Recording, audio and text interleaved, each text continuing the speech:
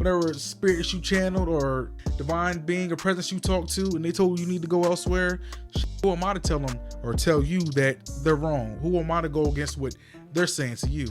If that's what you feel you need to do, you need to go and do that. Warning. If you are one that is easily triggered, click off now. These are cold facts, ugly truths in my opinion. You've been warned. I've decided to move into another direction. That's how you feel, I gotta respect it. And that's all you have to say. If that's how I feel, I'm gonna respect it. You seem like You said your one-liner. If that's all you have to say, let's hug and let's just let it go. You ain't trying to fight for nothing. You seem like you've already made your decision. It ain't about me already making a decision. You don't have a rebuttal for nothing that I'm saying. You seem like you've already made your decision. I wanted you to say something. I'm You're not listening to you speak. It's not time to listen. It's time to talk. All of the things you say, you want to be there. You're here for me. You're all about the future and everything. You didn't even fight for a second. You know why he didn't fight for a second? Because all he was trying to do was clap, baby. I'm sorry. That's what it is. He was just trying to clap, babe. See, that's what you call a test. She was testing him to see what he was going to do. And women will say that they want you to open up. They want you to express yourself, express your feelings. Now, that may be true to a certain extent, but what she wanted him to do was fight for her. She wanted him to, oh no, please, baby, I love you. Don't do this. Don't walk out on me. She wanted to see that man grovel, right? She wanted to see him show her that he loved her.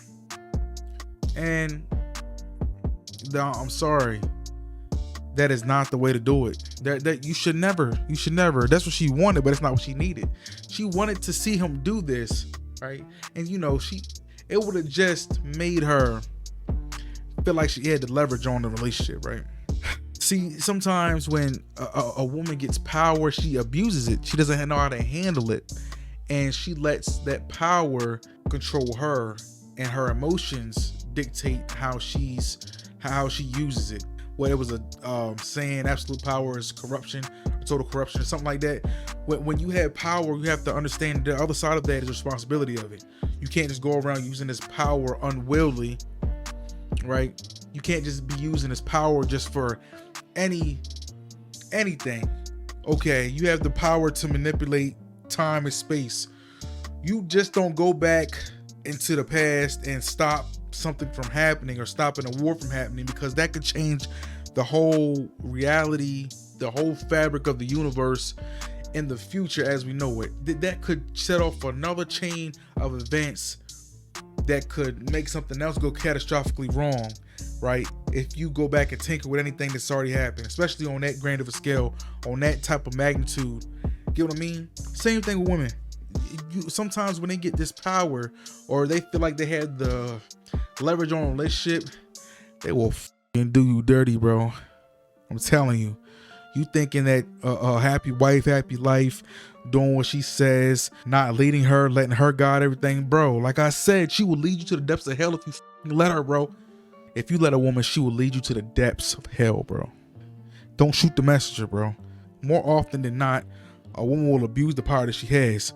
So if that man had did what she, quote unquote, wanted him to do, and started professing his love to her, this, then, and third, she would have still walked the f out. She would have still, oh yeah, well, I'm sorry, this is not gonna work. She would have still, it would have been a lose-lose for him. So save yourself the time and the trouble and the effort that you don't have to put in, right? Because less is more a lot of the times. I'm telling you, these guys are doing the most, the absolute most, thinking that it's gonna give them an advantage, gain them extra brownie points, put them in her favor, her good graces, and it doesn't do anything but make you look like you're compensating, make you look like you're weak, make you look like you need her. There was a psychologist on Fresh and Fit, and he was explaining how, you know, no two people can like each other the same, right? One always likes one more than the other. You cannot levelly like each other. You're gonna have the adored and the adorer. Ideally, you want the woman to be the adorer. When the man is in that role and the woman's the adored, it creates this weird dynamic where a woman almost needs to feel like the man is the best option. The man has to be what the best she can get. If she feels like the man is putting her on this pedestal, she feels the man is beneath her, and she feels the man is beneath her, guess what happens then? She's gonna start looking elsewhere. Hypergamy starts to kick in. She's gonna feel like, oh well, I'm the prize, so now I gotta go look elsewhere. Now I gotta get a man that I feel like I earned, right? I feel like he is above me, because that's what they're meant to do. A man's not meant to be, you know, what they call it, love bombing now, doing all of this extra being a simp for women that never gets you what you want. When you try hard, you die hard, bro. You're gonna crash and burn. They can sense it. They can sense desperation.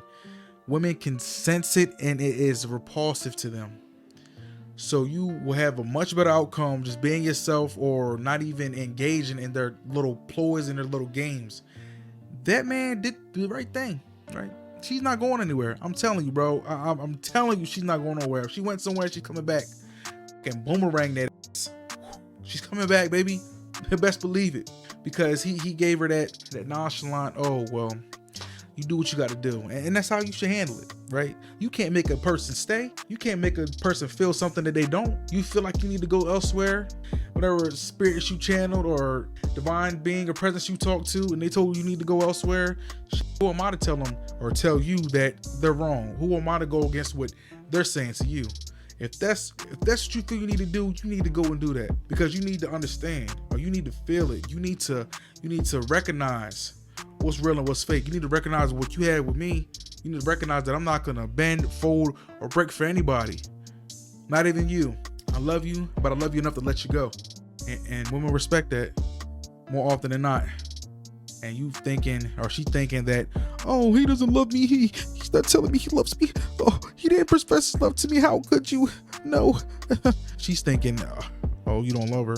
But it's just that you don't have time for the little games and this, that, and the third. Okay. Once you're done acting up, come and find me.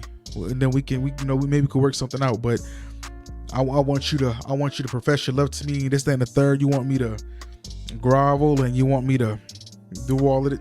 Man, kissing your ass. Sorry, baby. You're gonna get them simps to do that love bombing and all of that little, ass kissing and shit, and you're gonna say, well, this is nice for a moment, but I need a man that's gonna lead me and guide me. I'm getting sick of this, right?